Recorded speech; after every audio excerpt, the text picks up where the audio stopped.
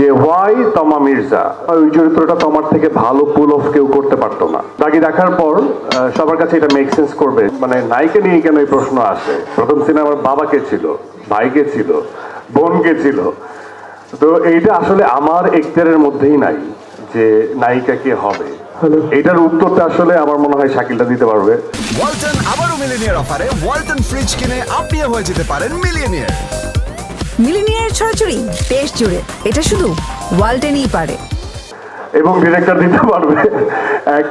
But প্রথম ছবির নায়িকা যখন তমা মির্জা হয়, অনেকেই প্রশ্ন করেছিল সোশ্যাল মানে মিডিয়াতে, আমি খুব কম থাকি, যে হোয়াই তমা মির্জা।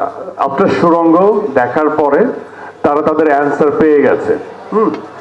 কারণ আমার কাছে মনে হয় ওই চরিত্রটা তোমার থেকে ভালো পুল অফ কেউ করতে পারতো না, এটা আমিও বিশ্বাস করি।